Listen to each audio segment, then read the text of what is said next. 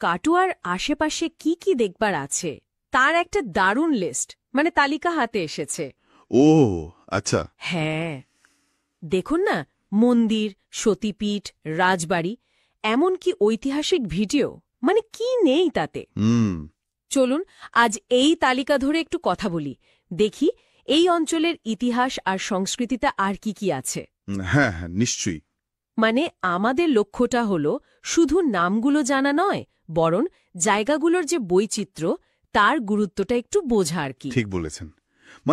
তালিকাটা দেখলেই বেশ বোঝা যায় কাটোয়া আর তার পাশের এলাকাটা ধর্মীয় আর ঐতিহাসিক দিক থেকে যে কতটা পুরনো আর গুরুত্বপূর্ণ।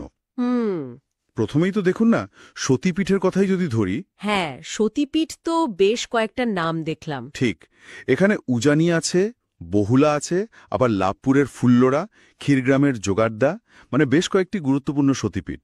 আচ্ছা, এগুলো তো শুধু তীর্থস্থান নয়, আসলে এগুলো বাংলার শাক্ত ঐতিহ্যের খুব ইম্পর্টেন্ট কেন্দ্র। যেখানে বিশ্বাস করা হয় সতীর দেহাংশ পড়েছিল। একদম, সেই বিশ্বাসটা আজও বহু মানুষকে টানে। সত্যি, এতগুলো সতীপীঠ প্রায় কাছাকাছি। আচ্ছা, কিন্তু শুধু শাক্তপীঠই কি, অন্য ধারার ধর্মস্থান নেই? না না, অবশ্যই আছে। এখানেই তো মজাটা, বৈচিত্র্যটা এখানে। হ্যাঁ, কিরকম?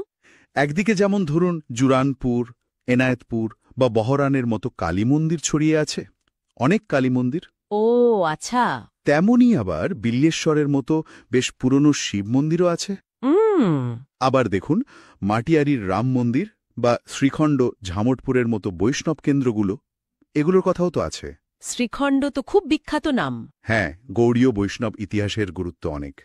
এমনকি বিকিহাটে সুখদেব মুনির আশ্রমের কথাও লোকে বলে। বাহ, সব মিলিয়ে। হ্যাঁ, এই যে একসাথে থাকা, এটাই ওই অঞ্চলের ধর্মীয় পরিবেশকে একটা অন্য মাত্রা দেয় আর কি। দারুণ। আচ্ছা, ধর্মীয় স্থানের কথা তো হলো, এবার একটু ইতিহাসের দিকে তাকাই।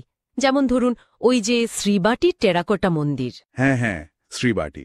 এই টেরাকোটার কাজ তো বাংলার একটা সিগনেচার আর্ট ফর্ম। একদম, শ্রীবাটির মন্দিরগুলো তো সেই অসাধারণ টেরাকোটা শিল্পের জীবন্ত সাক্ষী। কি কাজ সেখানে!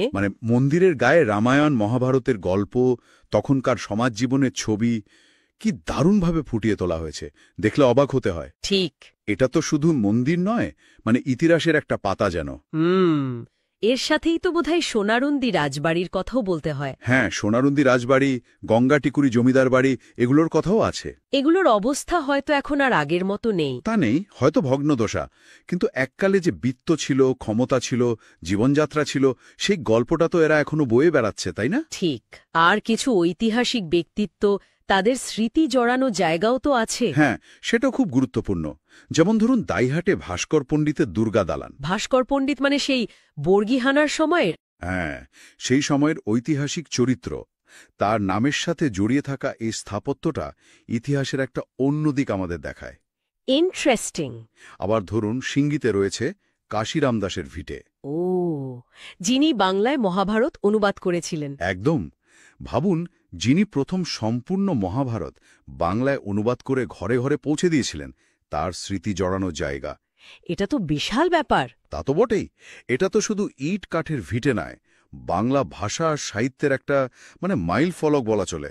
তাহলে যদি একটু গুছিয়ে বলি, মোটের উপর দেখা যাচ্ছে কাটোয়ার চারপাশটা জুড়ে ধর্ম, ইতিহাস, শিল্প, সংস্কৃতি সবকিছুরই চিহ্ন ছড়িয়ে আছে। প্রাচীন সতীপীঠ থেকে শুরু করে টেরাকোটা শিল্প, রাজবাড়ি জমিদার বাড়ির ধ্বংসাবশেষ, আবার সাহিত্যের দিকপালদের স্মৃতি, সব মিলিয়ে একটা অসাধারণ ছবি, তাই না? একদম ঠিক। আর বিশ্বাস করুন, এই তালিকাটা তো সবে শুরু, হিমশৈলের চূড়া যাকে বলে। তাই তো। হ্যাঁ, এর বাইরেও যে কত স্থান, কত গল্প লুকিয়ে আছে কে জানে। শুধু এই অঞ্চলেই নয়, হয়তো আমাদের আশেপাশেও। এটা আমাদের ভাবায় যে পরিচিত ইতিহাসের আড়ালেও কত অজানা অধ্যায় থাকতে পারে। হয়তো আমাদের খুব কাছেই এমন জায়গা আছে যার গুরুত্ব আমরা জানিই না। এটা ঠিক। এ তালিকাটা জানার পর মনে হতেই পারে, আচ্ছা, আমাদের নিজেদের এলাকায় ইতিহাস আর সংস্কৃতি ঠিক কিভাবে মিশে আছে, কোন গল্পগুলো এখনো শোনার বাকি। এই ধরনের আরও ভিডিও পেতে আপনারা দেবীপ্রসাদ দাসের ফেসবুক আর ইনস্টাগ্রাম প্রোফাইলটি ফলো করুন, আর ইউটিউব চ্যানেলটি সাবস্ক্রাইব করুন। আর হ্যাঁ, ভিডিওটি অবশ্যই লাইক করে দেবেন।